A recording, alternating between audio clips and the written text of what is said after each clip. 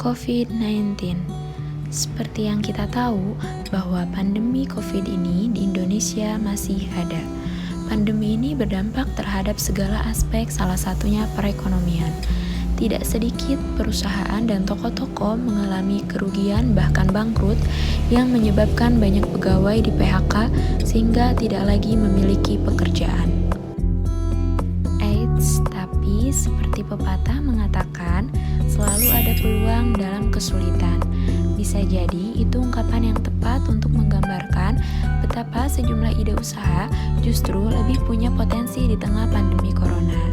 Berikut ini 5 ide usaha rumahan yang bisa Anda coba saat pandemi corona.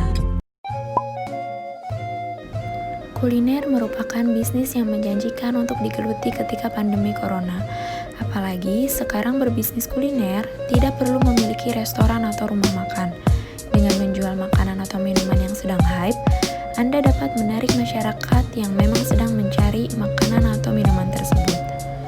Tinggal tentukan saja makanan atau minuman apa yang memang sedang banyak disukai dan cocok dijual di sekitar daerah rumah Anda. Bisnis atau usaha yang satu ini juga tidak kalah menjanjikannya terlebih saat pandemi. Anda dapat menjual barang-barang yang memang digunakan saat pandemi seperti masker, face shield, hand sanitizer, dan yang lainnya. Sehingga dengan menjual usaha tersebut, selain Anda mendapatkan keuntungan, Anda juga dapat membantu pencegahan penularan virus corona. Pandemi COVID ini membuat masyarakat harus mengurangi kegiatan di luar rumah, sehingga mereka harus membeli makanan secara online. Frozen food atau makanan beku menjadi salah satu makanan yang banyak dicari, karena frozen food ini bisa bertahan lama di lemari pendingin. Namun, jika Anda ingin berbisnis frozen food, Anda harus menggunakan pengiriman yang cepat, sehingga frozen food yang dikirim tetap segar hingga ke tangan pelanggan.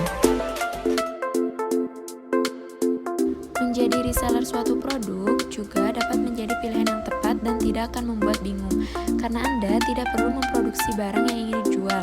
Anda hanya menentukan produknya apa dan membelinya dari distributor sebagai penyedia produk. Nah, tapi Anda perlu bijak dalam memilih produk agar sesuai kebutuhan masyarakat, sehingga produk yang dipilih tepat. Menjadi dropshipper juga dapat menjadi pilihan menarik jika Anda tidak mau repot. Anda tidak perlu melakukan stok barang seperti yang dilakukan oleh reseller, dan Anda juga dapat sekaligus mengecek kebutuhan masyarakat, apakah produk yang dijual banyak dicari orang atau tidak.